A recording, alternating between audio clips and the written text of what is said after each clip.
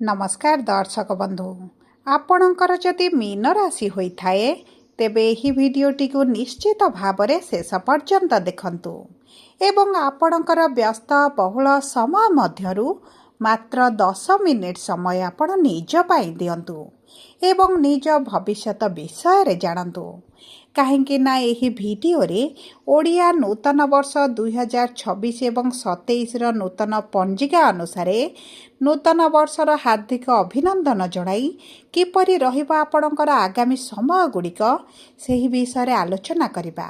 विशेष भाव में आपणकर एप्रिल मासटी किभଳି रहिबो कि प्रकार प्रभाव पकाइबा आपणक जीवन रे एही भिडियो रे आपणको जणाइबी। देखंतु दिनर आरंभ सकाळरु जणा पड़िथाए सेमिति आपणकर ओडिया नूतन वर्षटी किभଳି रहिबो एप्रिल मासरु जणा पड़िबो। तेणुकरी एही भिडियोटी आपणक जीवन रे निश्चित भाव में बड़ परिवर्तन आनिबो। सेथिपाई निजर मूल्यवान समय मध्यरु मात्र 10 मिनिट समय आपण निज पाई दियंतु एवं निज विषय रे जानंतु निज भविष्यत विषय रे जानंतु विशेष भाव में एप्रिल मासटी आपणक पाई केमिति रहिबो से विषय रे जानंतु। देखंतु एही एप्रिल मासरे 4टी शुभ ग्रहंकर परिवर्तन हेबा पाई जाउची।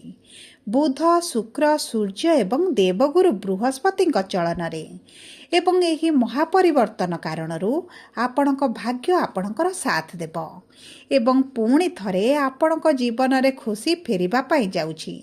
देखंतु एही एप्रिल मासरे सूर्यंकर गोचर कारणरू आपणक ऊपर जे शनि 7.5 प्रभावटी चलीची ताहा किछि मात्रारे कमिबा पाई जाउची कारण शनि हेबा पाई जाउछंती अस्त एवं तांकर प्रभाव निश्चित भाव में कमिजिबो।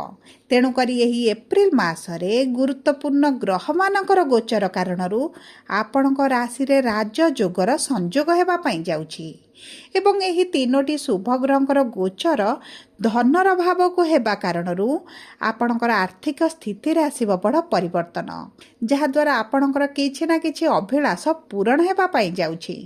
अनेक दिगरु आपणको धन प्राप्ति हेबो लाभ प्राप्ति हेबो। तेबे आसंतु जानिबा एही एप्रिल मासर केबेठारू केउ क्षेत्र रे एवं की प्रकार परिवर्तन हेबा पाई जाउची एवं सबुठारू मुख्य कथा हेउची कोन रहिछि प्रतिकार जहा आपणकर अशुभत्व को दूर करिबो एवं शुभाशुभ फल को वृद्धि करिबारे सहाय्य करिबो। एही वीडियो माध्यम रे आपणको जणाइबी किंतु वीडियोटी आरंभ करिबा पूर्वरु जदि आपणकर भी मीन राशि होइथाए एवं आपण भी ईश्वर को आंतरिक भक्ति एवं विश्वास करंती तेबे वीडियोटी को लाइक करंतु। कमेंट बॉक्स रे जय जगन्नाथ जय माँ लक्ष्मी अवश्य लिखि दियंतु। ता सहित आम सह जोगाजोग करिबा पाई वीडियोर मध्य भाग रे एक व्हाट्सएप नंबर टिए दिया जाइछि जो नंबर साहाय्य आपण आम सह जोगाजोग करी निजर नूतन कुंडली प्रस्तुत करि परिबे कुंडली विश्लेषण कराई परिबे किंबा आपणकर चाकरी विवाह व्यवसाय प्रेम संपर्क शिक्षा स्वास्थ्य को नहीं किछि समस्या रहिछि ताहार सहजरे एवं स्वल्प मूल्य रे समाधान करि परिबे। सेतिपाई आपण आम सह वीडियोर शेष पर्यंत जोड़ी होई रुहंतु एवं व्हाट्सएप नंबर माध्यम रे आम सह जोगाजोग करी खूब कम मूल्य रे आपणक समस्यार समाधान करंतु। एबे आसंतु कार्यक्रमटी को आग को बढ़ाइबा एवं जानिबा आपणक नक्षत्र अनुसार आपणक राशि रे की प्रकार प्रभाव पड़िबा पाई जाउछि। ता सहित आपणकर जेतु मीन राशि एवं शनिकर 7.5 द्वितीय चरण शेष हेबा पाई जाउछि शनिकर एही विदा समय आपणक राशि उपरे की प्रकार शुभ फल प्रदान करिवे ताहा मध्य जानिबा। तेबे सर्वप्रथमे देखंतु मीन राशि 3टी नक्षत्र रही थाए। पूर्व भाद्रपद मीन राशि 25/12 उत्तर भाद्रपद मीन राशि 26/12 रेवती मीन राशि 27/12। देखंतु सर्वप्रथमे जानिबा पूर्व भाद्रपद मीन राशि 25/12 जन्मित व्यक्ति विशेषंकर नक्षत्राधिपति हेउछति देवगुरु बृहस्पति एवं गुरु आपणकर केन्द्र रे बा चतुर्थ भाव रे विराजमान करिसंती। आपणक भोग विलास ऐश्वर्य सुख समृद्धि रे वृद्धि घटाइबे। जदि आपणकर मातांक स्वास्थ्य को नहीं किछि समस्या रहिछि तेबे ताहा मध्य आपणकर दूर होई जिवो एवं आपणकर मां को सहित संपर्क रे मधुरता आसीबो ମାଙ୍କ ଠାରୁ ଆପଣଙ୍କୁ କିଛି ସାହାଯ୍ୟ ପ୍ରାପ୍ତ ହୋଇପାରେ କିମ୍ବା ଆପଣଙ୍କର ପୈତୃକ ସମ୍ପତ୍ତିକୁ ନେଇ ଯଦି କିଛି ସମସ୍ୟା ଚାଲିଛି, ମନମାଳିନ, ମତଭେଦ, ଝଗଡ଼ା, ପରିବାର ଭିତରେ ଅସନ୍ତୋଷ ଅନୁଭବ କରୁଛନ୍ତି, ତେବେ ମଧ୍ୟ ଆପଣଙ୍କୁ ସେହି ସବୁ କ୍ଷେତ୍ରରେ ଶୁଭ ପରିବର୍ତ୍ତନ ମିଳିବ। ତା ସହିତ ଦେଖନ୍ତୁ, ଗୁରୁଙ୍କର ସପ୍ତମ ଦୃଷ୍ଟି ଯେହେତୁ ଆପଣଙ୍କର କର୍ମର ଭାବରେ ରହିବ, କର୍ମ କ୍ଷେତ୍ରରେ ଉଚ୍ଚ ସଫଳତା ପ୍ରାପ୍ତି ହେବ। ଯେଉଁ ବ୍ୟକ୍ତିମାନେ ଚାକିରିର ସନ୍ଧାନରେ ରହିଛନ୍ତି, ବିଶେଷ ଭାବରେ ସରକାରୀ ଚାକିରି ପାଇଁ, ସେମାନଙ୍କ ପାଇଁ ତ ଅତି ଉତ୍ତମ ସମୟଟି ରହିବ। ଦେଖନ୍ତୁ, ଆପଣଙ୍କର ଯଦି ଚାକିରି ପାଇଁ ଫର୍ମ ପକାଇଛନ୍ତି କିମ୍ବା ଇଣ୍ଟରଭ୍ୟୁ ଏଣ୍ଟ୍ରାନ୍ସ ଦେଉଛନ୍ତି, ତେବେ ଆପଣଙ୍କୁ ନିଶ୍ଚିତ ଭାବରେ ଚାକିରି ପ୍ରାପ୍ତ ହୋଇଯିବ। ତା ସହିତ ଆପଣଙ୍କର କର୍ମକ୍ଷେତ୍ରରେ ମାନ ସମ୍ମାନ ବୃଦ୍ଧି ହେବା ସହିତ ସାଲାରୀରେ ଇନକ୍ରିମେଣ୍ଟ ହୋଇପାରେ, ଆପଣଙ୍କୁ କିଛି ଆୱାର୍ଡ଼ ମିଳିପାରେ, ଆଚିଭମେଣ୍ଟ ମିଳିପାରେ, ଆପଣଙ୍କର କାର୍ଯ୍ୟକୁ ପ୍ରଶଂସିତ କରାଯାଇପାରେ, ପ୍ରମୋସନ୍ ହେଲାଭଳି ଖୁସି ଖବର ମଧ୍ୟ ଆପଣ ପ୍ରାପ୍ତ କରିପାରନ୍ତି। ତା ସହିତ ଯଦି ଆପଣଙ୍କ ବ୍ୟବସାୟ ବାଣିଜ୍ୟରେ କିଛି ସମସ୍ୟା ଚାଲିଛି କିମ୍ବା ଆପଣ ନୂତନ ଭାବରେ ବ୍ୟବସାୟ ଆରମ୍ଭ କରିବା ପାଇଁ ଚାହୁଁଛନ୍ତି, ତେବେ ଆପଣଙ୍କୁ ତ ନିଶ୍ଚିତ ଭାବରେ ଶୁଭ ଫଳ ପ୍ରାପ୍ତି ହେବ। ଆପଣ ଯଦି ବିଦ୍ୟାର୍ଥୀ ଅଛନ୍ତି, ତେବେ ବିଦ୍ୟା କ୍ଷେତ୍ରରେ ସଫଳତା ପାଇବେ, ମନପସନ୍ଦର କୋର୍ସ କରିବେ, ମନପସନ୍ଦର କଲେଜରେ ଆଡ଼ମିସନ୍ କରିବେ କିମ୍ବା ଆପଣଙ୍କ ସଫଳତା ପାଇଁ ପିତାମାତା ମଧ୍ୟ ପ୍ରଶଂସିତ ଅନୁଭବ କରିବେ ଏବଂ ଆପଣଙ୍କ ଶିକ୍ଷା କ୍ଷେତ୍ର ପାଇଁ ଅତି ଉତ୍ତମ ସମୟ ରହିଛି। ଯଦି ଆପଣଙ୍କ ସନ୍ତାନ ପ୍ରାପ୍ତିରେ କିଛି ସମସ୍ୟା ଦେଖୁଥିଲେ, ତେବେ ଆପଣଙ୍କର ସେହି ସମସ୍ୟା ଗୁଡ଼ିକ ଦୂର ହୋଇଯିବ। ଆପଣଙ୍କୁ ସନ୍ତାନ ସୁଖ ପ୍ରାପ୍ତି ହେବ। ପୂର୍ବରୁ ଯଦି ସନ୍ତାନ ଅଛନ୍ତି, ତେବେ ଆପଣଙ୍କ ସନ୍ତାନଙ୍କ ଭାଗ୍ୟ ତାଙ୍କ ସାଥ ଦେବ।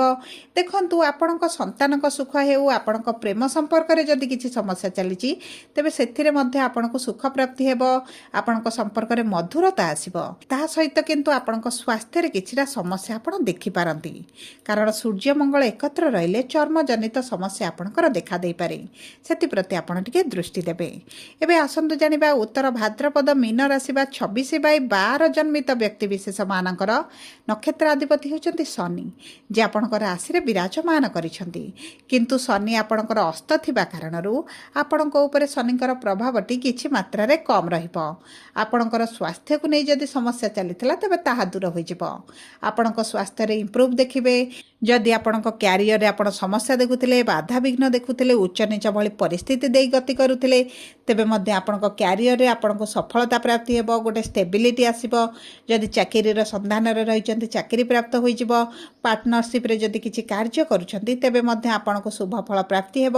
ପାର୍ଟନରସିପ୍ ବ୍ୟବସାୟରେ ଯେଉଁ ଲସ୍ ଦେଖୁଛନ୍ତି କିମ୍ବା ଆପଣଙ୍କ ବ୍ୟବସାୟରେ ଆପଣ ଅସନ୍ତୁଷ୍ଟ ରହୁଛନ୍ତି, କିଛି ନା କିଛି ଗୋଟେ ଗଡ଼ବଡ଼ ହେଲା ଭଳି ଅନୁଭବ କରୁଛନ୍ତି, ତେବେ ମଧ୍ୟ ସେହି ବିପରୀତ ପରିସ୍ଥିତିରୁ ଆପଣ ବାହାରକୁ ଆସିବେ।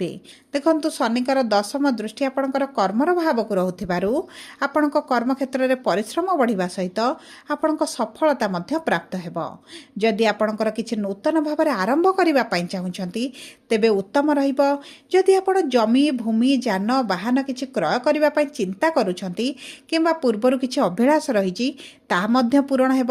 ଦେଖନ୍ତୁ, ଏକାଦଶ ଭାବର ସ୍ୱାମୀ ହେଉଛନ୍ତି ଶନି, ତେଣୁକରି ଆପଣଙ୍କର ମନସ୍କାମନା ପୂରଣ ହେବା ସହିତ ରୋଜଗାରରେ ବୃଦ୍ଧି ଆସିବ ଏବଂ ଆପଣଙ୍କର ଯେଉଁ ଅଯଥା ଖର୍ଚ୍ଚ ହେଉଥିଲା, ଅଯଥା ଅର୍ଥ ଖର୍ଚ୍ଚ, ଅର୍ଥ ବ୍ୟୟ ବଢ଼ୁଥିଲା, ସେହି ସବୁ କ୍ଷେତ୍ରରେ ଆପଣ ନିଶ୍ଚିତ ଭାବରେ କମି ଦେଖିବେ। ଦେଖନ୍ତୁ, ଶୁକ୍ର ଯେତେବେଳେ ଧନର ଭାବରେ ବିରାଜମାନ କରନ୍ତି, ଆପଣଙ୍କର ସୁଖ ସୁବିଧାରେ ବୃଦ୍ଧି ଘଟିବା ସହିତ ଆପଣ ନିଜ ପରିବାର ପାଇଁ କିଛିଟା ଜିନିଷ କ୍ରୟ କରିପାରନ୍ତି, ସେହି ମାଧ୍ୟମରେ ମଧ୍ୟ ଅର୍ଥ ଖର୍ଚ୍ଚ କରିପାରନ୍ତି। ଯଦି ଆପଣ ବିଦେଶରେ ରହୁଛନ୍ତି, ତେବେ ଆପଣଙ୍କ ବୈଦେଶିକ ମୁଦ୍ରାରେ ରୋଜଗାରରେ ବୃଦ୍ଧି ଘଟିବ।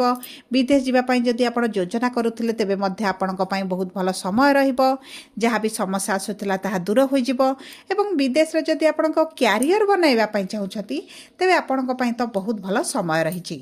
ଏବେ ଆସନ୍ତୁ ଜାଣିବା, ରେବତୀ ମୀନ ରାଶିର ବ୍ୟକ୍ତିବିଶେଷମାନଙ୍କର କିଭଳି ରହିବ ଏପ୍ରିଲ ମାସଟି। ଦେଖନ୍ତୁ, ବୁଧ ହେଉଛନ୍ତି ଆପଣଙ୍କର ନକ୍ଷତ୍ରାଧିପତି ଏବଂ ଦ୍ୱାଦଶ ଭାବରେ ବିରାଜମାନ କରିଛନ୍ତି, ଯେଉଁ କାରଣରୁ ଆପଣଙ୍କର ଖର୍ଚ୍ଚଟି ବଢ଼ୁଛି, ମେଡ଼ିକାଲରେ ଖର୍ଚ୍ଚ ହେଉଛି, ଅଯଥାରେ ସ୍ୱାସ୍ଥ୍ୟ ସମସ୍ୟା ଦେଖାଯାଉଛି। କିନ୍ତୁ ବୁଧ 11 ଏପ୍ରିଲରେ ଆପଣଙ୍କ ରାଶିକୁ ଗୋଚର କରିବା କ୍ଷଣି ଆପଣଙ୍କ ସ୍ୱାସ୍ଥ୍ୟରେ ଆସିବ ବଡ଼ ପରିବର୍ତ୍ତନ। ଆପଣଙ୍କ କ୍ୟାରିୟରରେ ଗ୍ରୋଥ୍ ଆସିବ। ଯଦି କ୍ୟାରିୟରରେ ସମସ୍ୟା ଦେଖୁଛନ୍ତି, ତେବେ ମଧ୍ୟ ସେଥିରେ ଆପଣ ପରିବର୍ତ୍ତନ ଦେଖିବେ। ଆପଣଙ୍କୁ ଶୁଭ ଫଳ ପ୍ରାପ୍ତି ହେବ। ଯଦି ଆପଣ କିଛି କୋର୍ଟ କଚେରୀ ପୋଲିସ କେସ୍ରେ ଫସି ରହିଛନ୍ତି, ସେଥିରୁ ବାହାରକୁ ଆସିବେ କିମ୍ବା ଆପଣଙ୍କର ଯଦି କିଛି ଉଚ୍ଚ ଉଚ୍ଚଶିକ୍ଷା କରିବାର ଅଭିଳାଷ ରହିଛି ତାହା ପୂରଣ ହୋଇଯିବ। ସବୁଠାରୁ ବଡ଼ କଥା ହେଉଛି ଆପଣଙ୍କର ବିବାହରେ ଯଦି ସମସ୍ୟା ଆସୁଥିଲା, ବିବାହ ହୋଇପାରୁନଥିଲା, ଅର୍ଚ୍ଚନା ଆସୁଛି, ବିବାହ ଭାଙ୍ଗି ଦେଉଛନ୍ତି, ତେବେ ମଧ୍ୟ ଆପଣଙ୍କର ସେହିସବୁ ସମସ୍ୟା ଦୂର ହୋଇଯିବ। ଆପଣଙ୍କର ବିବାହ ମଧ୍ୟ ହୋଇପାରେ। ଯଦି ବୈବାହିକ ସମ୍ପର୍କରେ କିଛିଟା ସମସ୍ୟା ଚାଲିଛି, ତେବେ ମଧ୍ୟ ଆପଣଙ୍କ ସମ୍ପର୍କରେ ଆପଣ ଶୁଭ ଫଳ ନିଶ୍ଚିତ ଭାବରେ ଦେଖିବେ। ଯଦି ପ୍ରେମ ସମ୍ପର୍କରେ ଅଛନ୍ତି, ପ୍ରେମ ବିବାହ କରିବା ପାଇଁ ଚାହୁଁଛନ୍ତି, ତେବେ ଅତି ଉତ୍ତମ ରହିବ। କିମ୍ବା ଯେଉଁମାନେ ଦ୍ୱିତୀୟ ବିବାହ କରିବା ପାଇଁ ଚାହୁଁଛନ୍ତି, ସେମାନଙ୍କ ପାଇଁ ମଧ୍ୟ ଏହି ମାସଟି ବହୁତ ଅଧିକ ଶୁଭଦାୟକ ରହିଛି। ଆପଣଙ୍କ ଅର୍ଥ ଆଗମନ ସହିତ ଆପଣଙ୍କ ସାଂସାରିକ ଜୀବନରେ, ପାରିବାରିକ ଜୀବନରେ ସୁଖ ସମୃଦ୍ଧିରେ ବୃଦ୍ଧି ଘଟିବ। ଯଦି ଆପଣଙ୍କ ମାତାଙ୍କ ସ୍ୱାସ୍ଥ୍ୟରେ କିଛି ସମସ୍ୟା ରହିଥିଲା, ତେବେ ମଧ୍ୟ ସେଥିରେ ଉନ୍ନତି ଦେଖିବେ ଏବଂ ଆପଣଙ୍କ ସନ୍ତାନଙ୍କ ମାଧ୍ୟମରେ କିଛି ଅର୍ଥ ଲାଭ କରିପାରନ୍ତି।